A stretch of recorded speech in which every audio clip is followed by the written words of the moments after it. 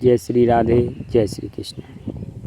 बड़ी सुंदर चर्चा और भगवान ने बड़ी सुंदर बात कही। प्रभु बता रहे हैं मेरा भक्त कौन है।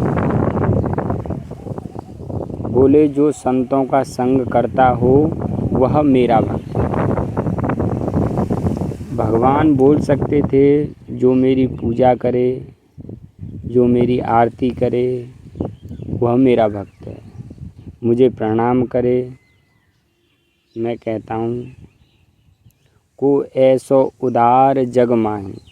कहते हैं श्री राम जी जैसा कौन होगा। कहते हैं जो संतों का संग करे, सेवा करे, संतों को भक्त हमारा है। जो संतों की सेवा को भक्ति मान ले, ऐसा और कौन उदार होगा। तो रामचरितमानस की नवदा भक्ति में प्रथम नंबर की चौपाई आती है, प्रथम भगत संतन कर संगा। संतों का संग, संत कौन और हम किसे संत समझें, इसके लिए मानस में संतों के लक्षण बताए हैं। जहाँ जहाँ संतों के लक्षण बताए हैं वहाँ भी अनोखी बात है।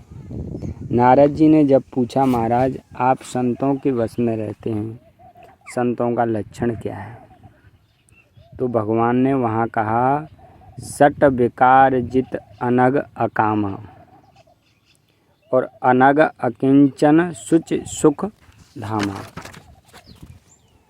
समदम नियम नीति नहीं डोलहीं, परुख वचन कबहु नहीं बोलहीं।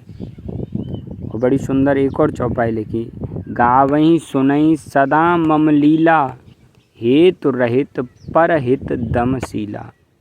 बोले संत कौन। बोले जिसके मन में राग द्वेष ना हो, जिसकी वाणी कड़वे वचन ना बोले, परुख वचन, और जिसका मन कभी सद्मार्ग का त्याग ना करे, जिसकी इंद्रियां सन्मार्ग का त्याग ना करें। समदम, तो ये संभव कैसे। कहा चिंतन ही ना करता हो संसार का, गावहीं सुनहीं सदा मम लीला, और जो मेरे गुणों का गायन करे, मेरे गुणों का श्रवण करे, अकिंचन दीन भाव से रहे, और समय मान प्रद आप अमाने। प्रभु ने संत लक्षण 2-3 जगह नारद जी को बताएं, भरत जी के भी सामने संतों के लक्षण बताएं, और काकभूषण जी ने गरुण जी को संतों के लक्षण बताए। इन तीनों प्रसंगों में गंभीरता से विचार करें तो यही सब लक्षण बताएं।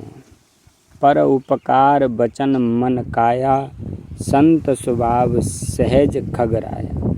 जिसका मन सहजी दूसरे के भले की सोचे वो संत, अच्छा दूसरे का भला करे और बदले में कुछ ना ले, हेतु रहित परहित दमशीला, इंद्रियों का संयम रखे, अचल अकिंचन सुख धामा, दीन भाव से रहे।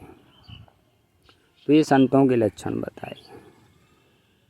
आगे की चर्चा आगे की